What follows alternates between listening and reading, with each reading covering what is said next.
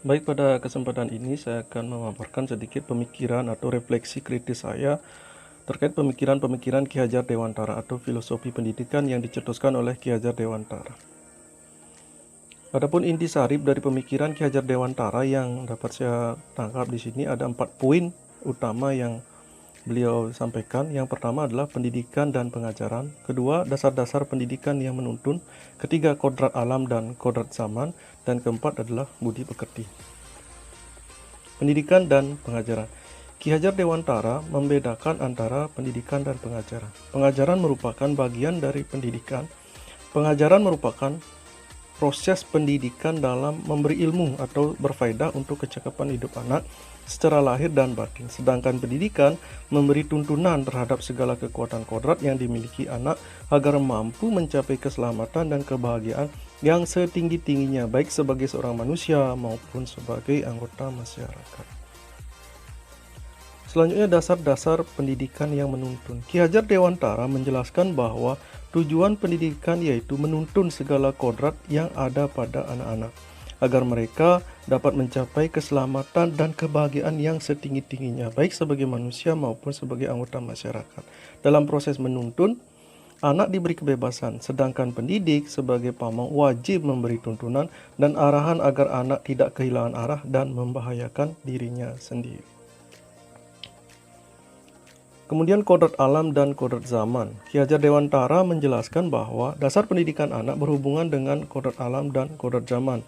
Kodrat alam ini berkaitan dengan sifat dan bentuk lingkungan di mana anak berada. Sedangkan kodrat zaman berkaitan dengan isi dan irama. Ki Hajar Dewantara juga mengingatkan bahwa pendidikan anak sejatinya menuntut anak mencapai kekuatan kodratnya sesuai dengan alam dan zamannya. Oleh karena itu, pendidik seyogyanya mendidik anak sesuai dengan alam dan zaman anak itu sendiri. Yang berikutnya adalah budi pekerti. Menurut Ki Hajar Dewantara, budi pekerti atau watak atau karakter merupakan perpaduan antara gerak pikiran, perasaan, dan kehendak atau kemauan sehingga menimbulkan tenaga. Budi pekerti juga dapat diartikan sebagai perpaduan antara cipta dan karsa sehingga menciptakan karya. Nah, refleksi kritis apa yang dapat saya ambil dari pemikiran Ki Hajar Dewantara tersebut?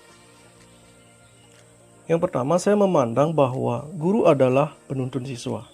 Jadi walaupun siswa diberikan kebebasan, namun guru atau pendidik tetap bertindak sebagai pamong dalam memberikan tuntunan dan arahan agar anak tidak kehilangan arah yang dapat membahayakan dirinya sendiri ataupun masa depannya.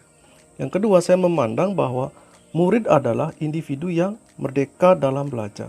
Merdeka belajar bermakna memberikan kesempatan belajar secara bebas dan nyaman kepada siswa untuk belajar dengan tenang, santai, dan gembira tanpa stres dan tekanan dengan memperhatikan bakat alami yang mereka miliki tanpa memaksa mereka mempelajari atau menguasai suatu bidang pengetahuan di luar hobi dan kemampuan mereka. Dengan demikian, masing-masing dari mereka akan tumbuh dan berkembang sesuai potensi dan kemampuannya.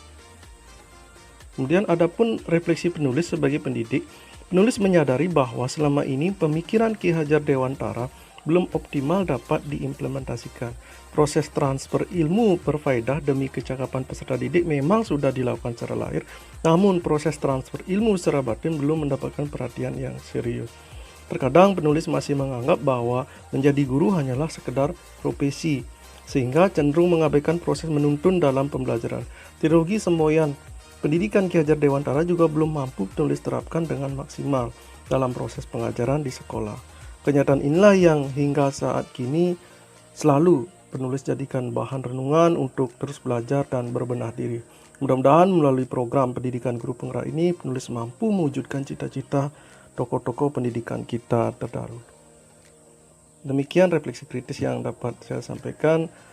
Sekiranya kritik dan saran dari rekan-rekan yang lain sangat saya harapkan, dan akhir kata saya ucapkan terima kasih.